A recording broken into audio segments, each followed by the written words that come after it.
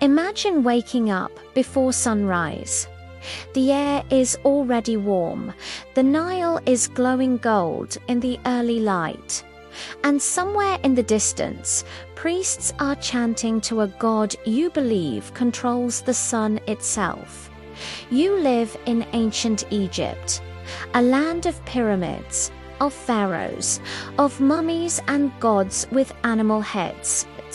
But beyond the monuments and golden masks, what was daily life actually like? Was it glorious or brutally ordinary? Today, we step inside ancient Egypt, not as kings, but as everyday people. To understand life here, you have to understand one thing. Everything revolved around the Nile River.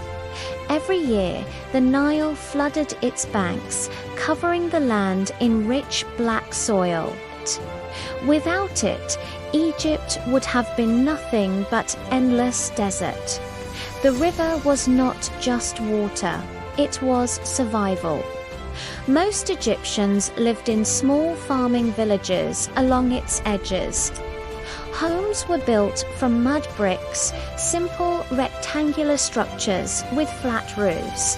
Inside, there wasn't much: a few stalls, low tables, clay pots for storage, and woven red mats for sleeping. But no glass windows, no electricity, no running water. Life began at sunrise and ended when the sun disappeared. Forget giant feasts. If you were an average Egyptian, your daily diet was surprisingly simple: bread and beer. That was the foundation. Bread was thick, coarse, sometimes gritty from stone-ground flour. Beer wasn't like modern beer. It was thick, nutritious, almost like liquid bread. They also ate onions, garlic, lentils, dates, figs, meat, rare, unless you were wealthy. Fish from the Nile was more common, but cattle were valuable and usually reserved for special occasions. Ironically, many workers who built the pyramids were well-fed laborers, not slaves, and received regular rations of bread, beer, and meat. Food was fuel, and survival always came first. Ancient Egypt had its own pyramid, and it wasn't made of stone. At the top stood the pharaoh, not just a king, a living god. He was believed to be the earthly form of Horus and the son of Ra, the sun god. His word was divine law. Below him were nobles, priests, scribes, officials.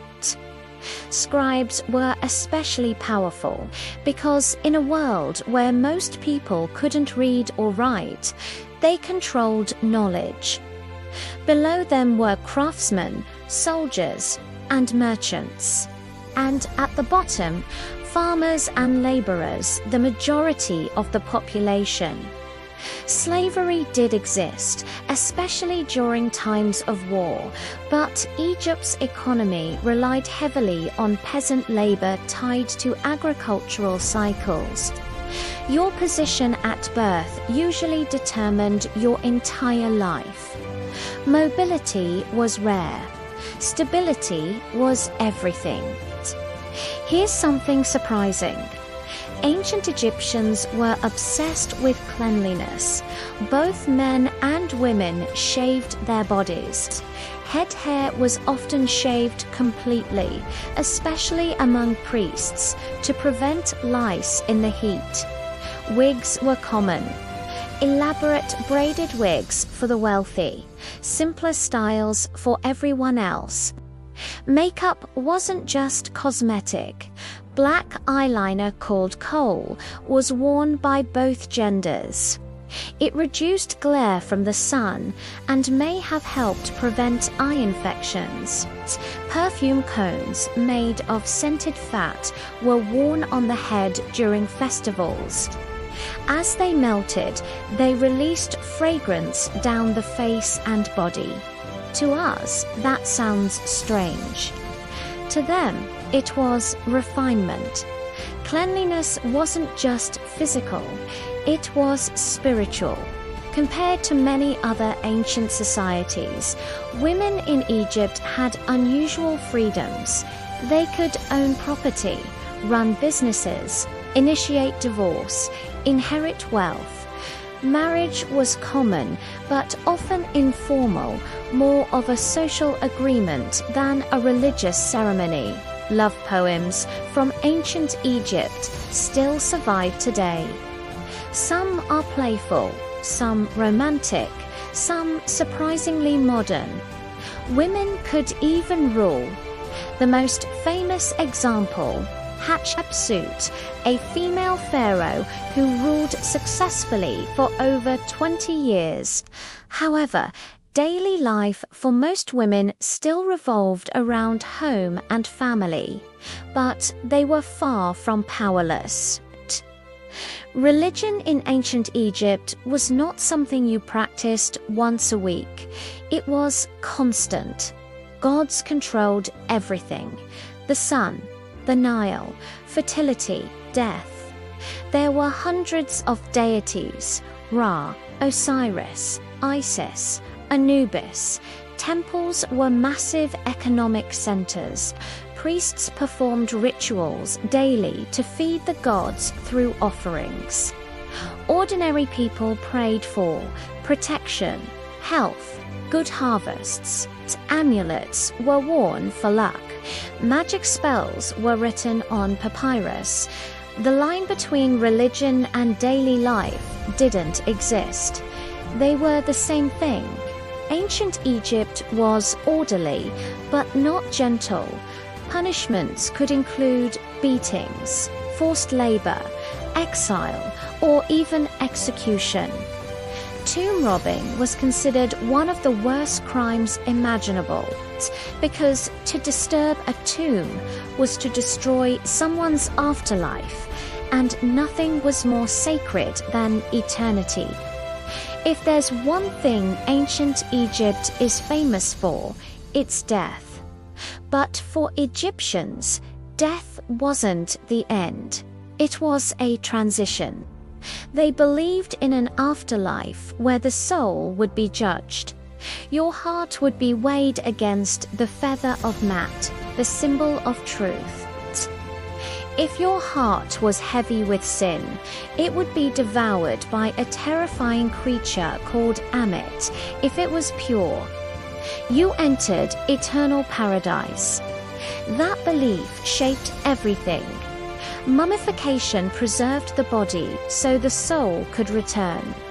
Tombs were filled with food, tools, jewelry, everything needed for the next life.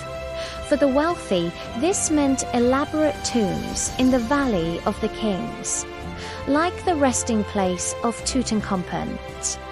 For ordinary people, it meant simpler burials, but the hope was the same. Live well, die prepared, exist forever. When we think of ancient Egypt, we imagine gold masks and towering pyramids. But most Egyptians never saw royal luxury. They worked long days under intense sun. They worried about floods, about drought, about disease. Medicine existed, but it was limited. Doctors combined herbal remedies with spells and prayers. Life expectancy much shorter than today. Yet, despite hardships, ancient Egypt lasted over 3,000 years, longer than most civilizations in history. Because it was stable, organized, and deeply rooted in belief. So what was life really like in ancient Egypt? It was disciplined, religious, physically demanding, structured by hierarchy. It was a world where your job, your gods, and your afterlife were already decided for you. But it was also a civilization of innovation, of art, of architecture, of written language, a civilization that refused to be forgotten. The pyramids still stand, the hieroglyphs still speak, and the Nile still flows. But the question is, if you were born there, not as a pharaoh, but as a farmer, would you survive?